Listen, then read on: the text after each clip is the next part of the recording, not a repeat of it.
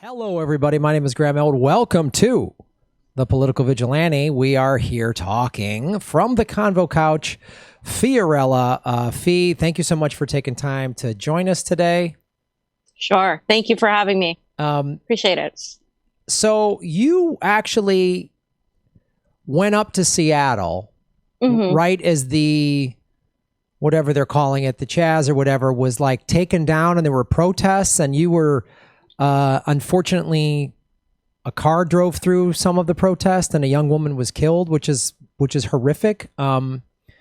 So can you tell us what you saw when you got there? And like you were up there for a couple days, correct? Yeah, I was there for like around 4 or 5 days. And we, there's a huge progressive group in Washington, all up and down the state. So it's actually one of the most progressive bastions. So they led the movement for Fight for 15 a few years ago with Kshama Sawant being the leader as well. And so a lot of the things that start in Washington end up spreading elsewhere. It's one of the bastions of progressivism. So when I got there, Johnny and myself were on the plane and our flight got delayed by about an hour. So we were there and the news was like, oh, CHAZ shop is being dismantled. So we got there a few hours as they were dismantling the whole thing. And that was due to an order by Mayor Jenny Durkan. Mayor Jenny Durkan is also, was it a previous attorney general, and she was doing a lot of like secretive operative stuff foreign policy wise in Europe. And so she's under witness protection program. So she was trying to remove Kshama Sawant at a city council meeting from the city council because she felt she got doxxed, because people knew where she lived. So protesters started protesting at her. She then gave the order to dismantle CHAZ shop to the police because the police had been kept out of there for the last, months. They weren't allowed to go in there. That precinct, I believe it was 12, was completely kept out. They weren't allowed to go in. They were completely not allowed to go in there. So by giving that order, she incited this whole pushback from the protesters who were saying CHAZ shop was not what was portrayed in the media. So that's a huge part of it, Graham, that I want to highlight.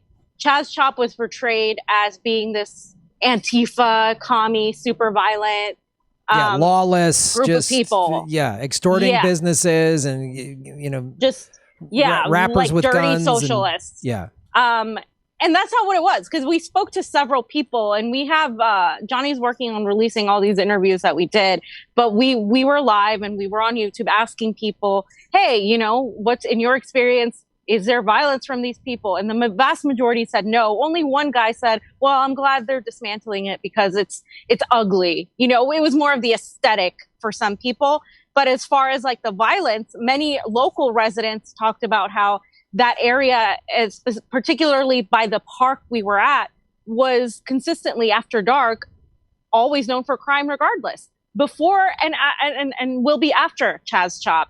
So they were saying the media came in with their spin and were trying to paint the protesters as violent when every single time they were not violent. And that's what I saw. I saw very mild-mannered protesters in the sense that they were trying to continuously de-escalate between the police. Obviously, there were people there that wanted to be more vocal with the police, were wanting to really don't really like police, hate them.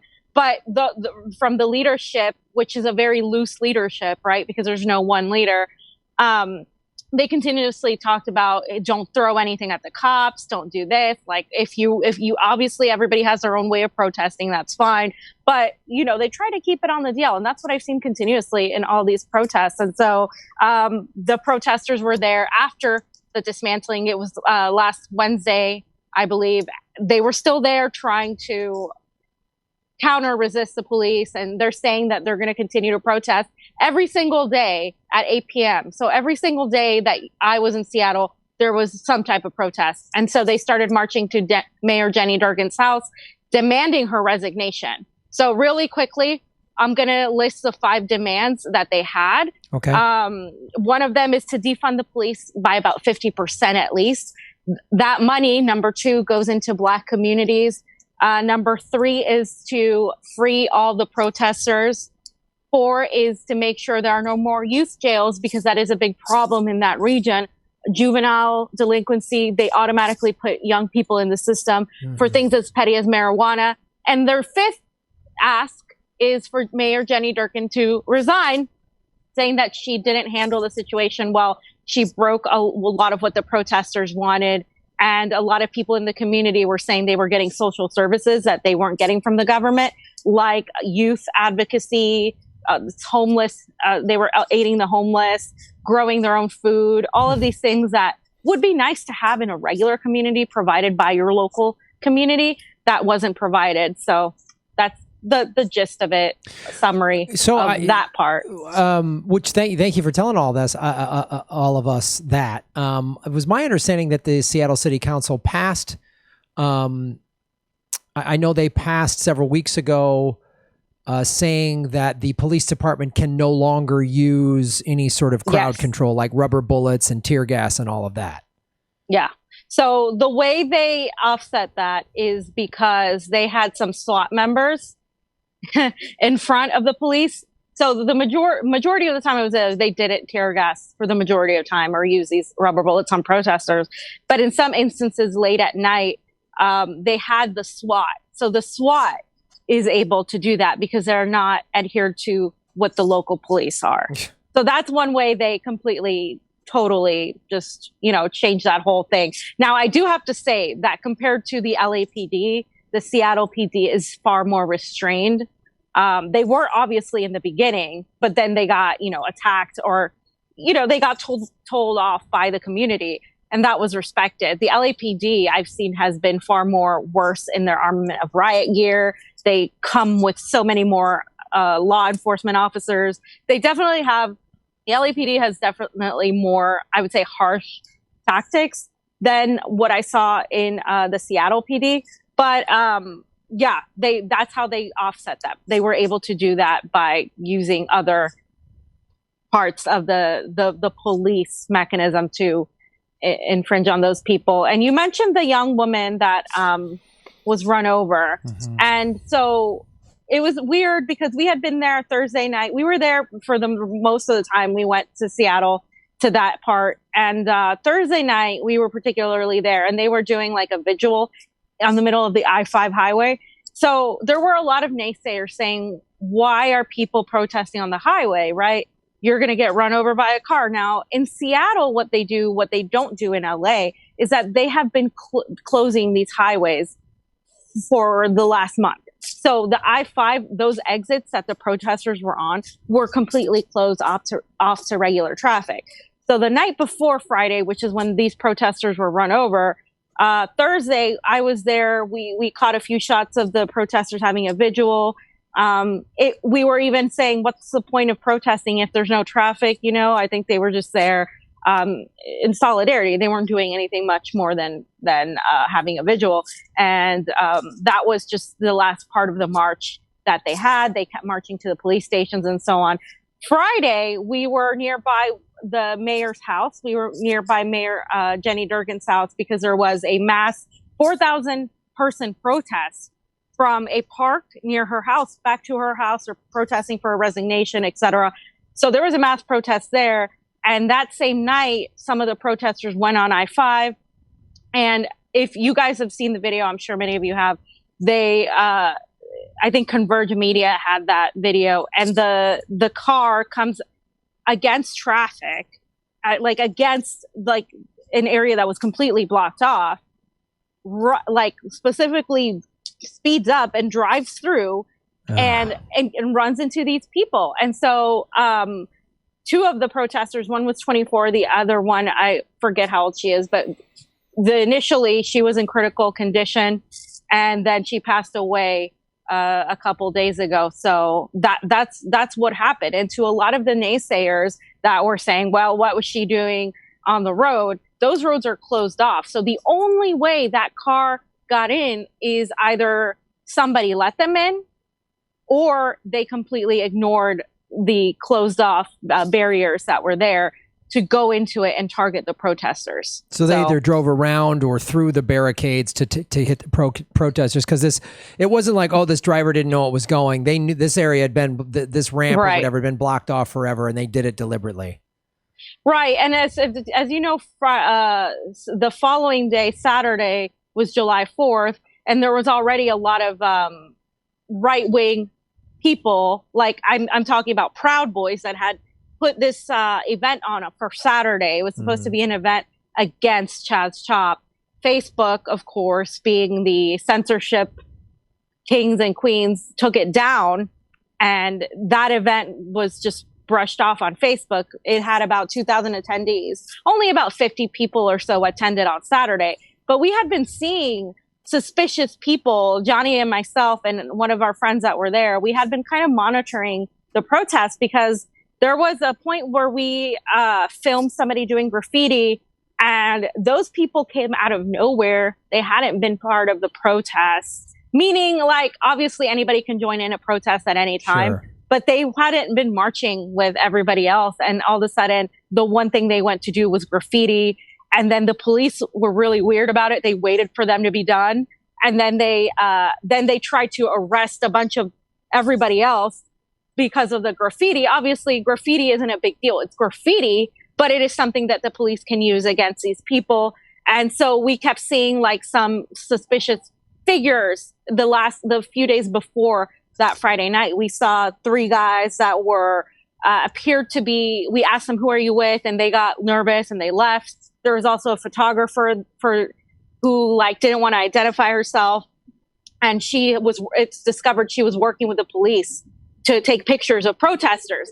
And so what I learned was that the protesters are very distrusting of media, because a lot of the alt-right media or the non-pro-protester media, sorry, I'm like outside, and a lot of the non-protester media kind of like took pictures of the protesters before and try to like dox them that way, try to figure out who they were. So the protesters are very much, even with us, like it was, you know, we had to make sure we let them know who we were and all this stuff, because they're scared of how that's been portrayed. So that's something that was happening there too. So there was a lot of like weird figures and weird situations happening before that attack. And I think protesters just need to ensure more security, as far as like, you know, not everybody that joins a protest is going to be friendly. And that's something like I think we all need to understand, like, not saying you have to be suspicious of everybody, but not everybody that joins a protest has your best interest. You know what I mean? And so sometimes those things get lost in the whole scene. Do we know anything about the driver of the car? I read what I knew right away, that there's been a lot of inconsistencies, but the driver was identified as being a black male. So it was really interesting, because a lot of the alt-right, it was like, oh, well, he's a black male, so are you guys going to like, you know, it has nothing to do with it. Whatever color the person was, it was obviously manslaughter. Obviously, that's going to be investigated. But again, it's just very suspicious to me that the person got through, because, again, everything was barricaded and the police are the only ones allowing people in, or the protesters. But that driver didn't come from the side of the protesters. So just so you guys understand what I'm talking about, the protesters at all of these marches and these protests, they kind of have their own security. So what they do is they use their bikes these kids come with their bikes and they block off like an area so cars don't come in.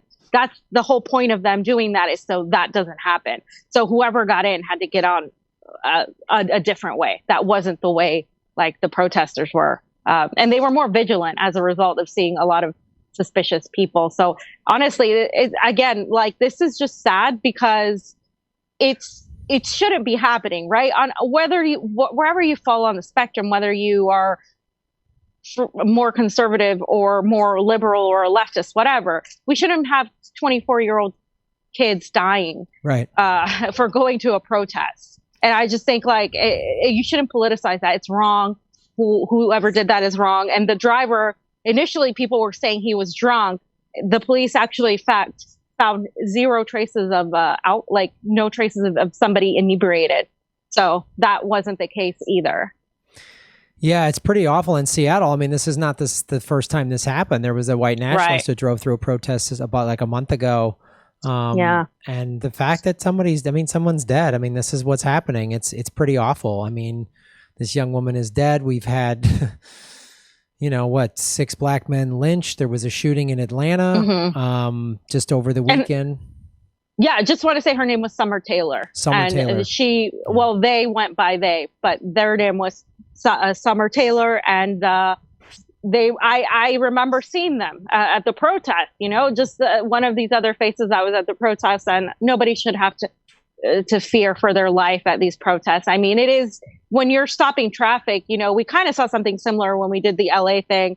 When these protesters stopped traffic, a police car went through, and it's kind of these things where it is a risk, but in this particular instance, there wasn't supposed to be that risk because that was completely closed off. So the risk was way, way, way, way less. So it's unfortunate this is happening. But I just want to point out what I noticed in Seattle, Graham, is that they are starting to go beyond the just, no more police brutality. They're trying to discuss what that means, what it means to defund the police, where that money is going to go. They're turning into the economics of it. They were even discussing they want this, and then they're going to come up with more issues regarding homelessness and housing, which is a huge issue there as well as it is here. And they were starting to discuss that. So I think to a lot of people that feel like, these protests are just going to be co-opted by anti-Biden voters or the establishment, sure, there will always be those people that are co-opting movements, obviously. But these people are starting to turn that protest into talking about economics and talking about the oppressive system of capitalism. I've been hearing more and more of that. And I think it's important to point that out for a lot of naysayers that don't want to be a part of this because it doesn't have every single element we want.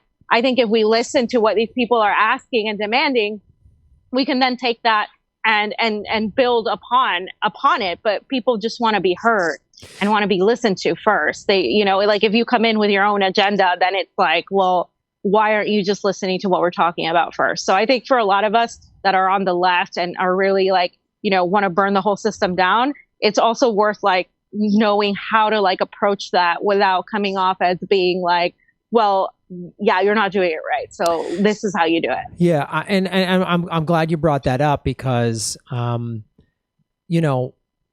a lot of people went, okay, we, after the first couple of weeks of protest, well, this is great. Now what? What are we actually going to do? And so it's important to bring up because some people, defund the police, we're just going to get rid of cops. And it's like when you need to spell it out, as it sounds like they're doing in Seattle and many other cities, of saying, we want to defund the police and refund social programs, schools, homeless, and all that. And also what the new police departments look like, what this new type of policing is going to people doing traffic stops don't need to have guns. People that interact with the homeless don't need to have guns, and police departments don't need to have the bulk of the city's budget, as I'm sure is the case in Seattle. Like we both know it is here. You know, LAPD gets 54% of LA's total operating budget. It's out of control.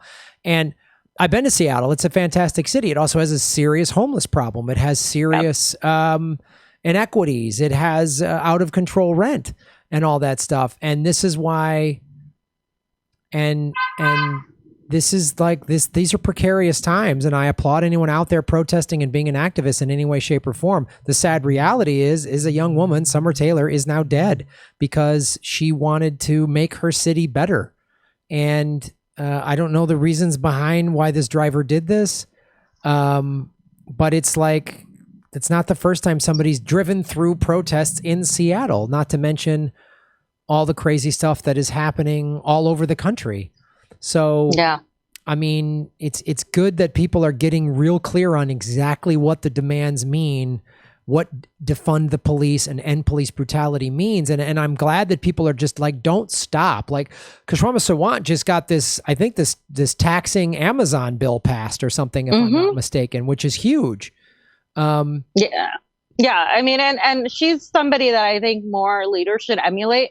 And I'm talking about leaders in Congress too, because what she has been able to do, people all I went to multiple different protests while we were in Seattle.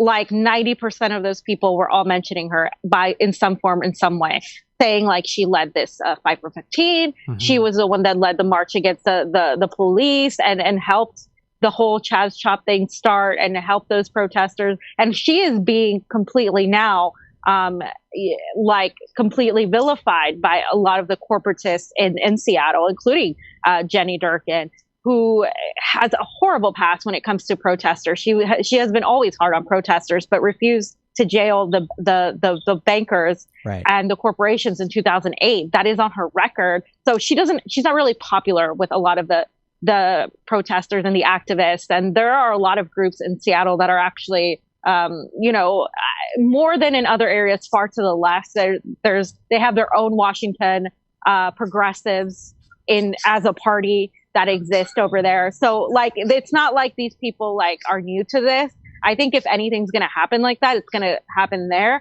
But I think people should emulate what Kshama does, is because she's able to take that protesting, that organizing, and put it into legislation. And she's able to do that not because she placates to the establishment. It's the contrary. She actually tells them off. No, we're not going to listen to you. You need to resign. You need to do this. But she has the people on her side. And if I could see more of that from Congress, it would be amazing, because they all have the capacity to do that, especially people like AOC, who has a huge following. And she could absolutely do the same thing that Kshama is doing. And I think the fear of being facing the backlash is what keeps a lot of these politicians from doing it. You bring up a great point, and that's what's so frustrating about AOC. And what separates Kshama from everybody else, she's not in the dumb Democratic Party. She's a socialist. Right. She says, I'm a socialist. And I'm just like, anyone out there watching that wants to run for their local city council, great. Do not run as a Democrat. Don't get involved in that party, because again, AOC has 6 million YouTube or Twitter followers. She could mobilize the whole goddamn country if she wanted to, but she doesn't. She just wants to play nice with Nancy Pelosi and get her nice cabinet positions and her congressional whatever blah blah blah that they've given her. And she should. This is why we all got so excited when she won. We thought she was going to do this on a federal level. What is happening in Seattle? We thought, oh man, we're like, oh, we got Kshama Sawant in Seattle, we got AOC in Congress, and then the squad, and they're all just capitulating and endorsing Joe Biden. This rapist with dementia that does not want to defund the police and has said to shoot people in the leg. That's how he's going to train cops. So it just shows you there's no way to reform the Democratic Party from within. It is impossible, because believe me, if Kshama Sawant was in the Democratic Party, they would have silenced her, threatened her, gotten her out of there. Someone would have given her COVID. I don't know what, but they would not be letting this happen. And this is what we need, is to circumvent these two utterly corrupt parties, because look what happens when you do. Real change happens in Seattle, which is it's the 5th or 6th largest city in America. It's a big city with a massive operating budget and all this money and all this inequities. And so what they're doing in Seattle could happen anywhere. We could do that in any major city, Chicago, Miami, Atlanta, you name it, it could happen. So no, I agree. Yeah. So having been back from Seattle, as we wrap up here, what do you see? How do you see Seattle sort of moving forward from all of this? I mean, the constant pressure on Jenny Durkin, who is just another corporate Democrat, of course. What do you think? Because the people seem to get, from what I heard, and I saw this comedian that was on Ron Placone's show, that people, when they saw the chop and what the media was, how the media was lying about it, actually radicalized them, because they would come down and they would see all this peaceful, everybody getting along, and so has Seattle been more radicalized or more woken up from all this? I think they have been like that I think initially they are not. They have been for a while. But yeah, I think this has radicalized the city. They're not going to stop every single day. If at 8 p.m. they had a protest, they had other protests throughout the day. This is not Black Lives Matter organization led, by the way. A lot of people assume it's all one monolith group. That is not the case. There are complete differences in tactic between each group. Black Lives Matter is seen as more conservative. to a lot of the folks that are out there marching. They want more radical actions. They're talking about economics, like I mentioned.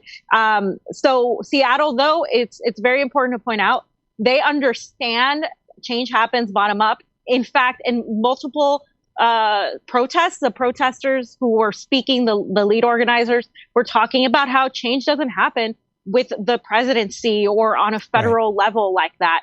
Change happens from the bottom up. They spoke about the whole Fight for 15. They spoke about how in their cities they have fought and gotten the changes they wanted because they focused on local issues first. Right. And so they were emphasizing they want to focus on Seattle PD and what Seattle PD is doing, and then focus on the housing issue, and then the economics issue of where this money is going.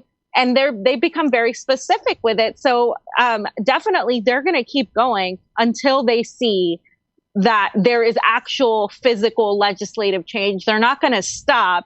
And I think it's something the rest of the world and progressives in general need to understand, because I see way too many progressives talking about, who are we going to run in 2024? And oh my God, Nina and Tulsi 2024. Well, that would be amazing, you guys. It doesn't matter because they're not the ones in control. And further, a whole election system is corrupt. And further, we have zero power in the electorate. Our power is in the streets right now. You want to make these electoral changes, you need to demand it. And Seattle is a great example of that. Washington itself, they are making these demands on the ground. They are taking to the streets. And until those demands are met, they're not going to change. They're not going to stop protesting. So they understand that that's how change happens. And they talk about it. It's bottom up. It's never going to happen by somebody just automatically deciding something at a federal level. It can happen. It is very unlikely, though, for progressives, and it's very difficult and it's very slow. If you're just going to move through the electorate, it's a very slow process. So they understand that, and we need to understand that here, too. We are seeing movements similar to what happened in CHAZ CHOP start taking place in other places. Asheville, North Carolina, in LA, there is an occupation right now in front of City Hall. It's just a matter of the way they organize it. In Seattle, it was very loosely organized. That was also a criticism of theirs, that they didn't really have like a cohesive, like top-down organization. But in retrospect, that also means that it was more difficult for them to go after the leaders and stop them in that way. So that is, you give and take with that. And LA, they're trying to organize it already economically, tying the homeless into it, tying the housing issue into it. So I think we're going to see more of that be emulated, because if it worked in Seattle, people are realizing, hey, maybe we can locally at the very least get change for our city, for our area, and then maybe other places will follow. I think that's the mindset we have to have. We need to stop thinking that we're going to have the presidency or whoever's president save us from whatever happens. We like with this whole thing that the president has so much power. It is the military industrial complex and the CIA and these special forces that work behind the scenes that have all the power. And the only way to catapult them is to do it from beneath and then get to the top of it. So I think we need to remember that point in particular. It's totally possible. Yeah. But it has to be focused. Yeah, you're right. And the one thing, too, is like when you just try to run one progressive candidate, the machine, the CIA, the military industrial complex can undermine that person pretty easily, or get them to just quit like they did with Bernie. When you have 25, 30, 50 cities, cities in all the major states, everybody grassroots on the ground making change, they can't stop all of that. They just can't. They can't stop all of us in every city, in every state. They just can't. They can stop one guy. They can get one guy or one woman to just sheep herd some people into nosedive them into nothingness. And that's, again, you're right. Like this, Bernie or Nina, they're going to save us, or Tulsi 24. Like, no, I got no time. 2024. What are you talking about? Like, America could be gone by then. So, it's really good. And it shows, like, again, the Amazon tax, that's people in Seattle saying no. They're really sticking it to this big corporation in that city that spent $1.5 million to try to prevent Kshama from getting reelected. So it's a people, not a politician. She led it, but she had all the people with her. That's the important connection that I think people fail to make. It wasn't ever just going to be Bernie Sanders, like, or anybody. It has to be people actually getting active and literally protesting and making it a part of their daily life. And that's what these people have done over there. Yeah. Yeah. So, well, thanks, Fee. I'm glad you and Johnny made it safe. And, you know, it is heartbreaking what happened to that woman, Summer Taylor. And I hope more of that does not happen. I'm also cautiously optimistic in terms of just change happening, so that, you know, real change happens, because it's we're in gnarly times right now. Yeah. No, for sure. All right, Fee, where can people follow you online and watch the Convo Couch? So it's the Convo Couch on YouTube, the Convo Couch on Twitter, the Convo Couch Facebook and Instagram, and myself on Twitter, Fiorella_IM. Thanks, guys. See you there. Thanks, Fee. Thanks for being on the show. Bye. Bye. Share and subscribe. Hit the bell notification button and the subscribe button, even if you've done it before, because they're unsubscribing, many of you, every day. Watch the ads all the way through. If you click skip ad, I don't get paid. Also, support us at patreon.com/Graham Elwood or rockfin.com/Graham Elwood.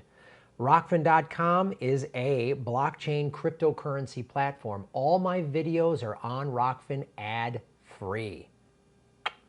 Thanks for watching.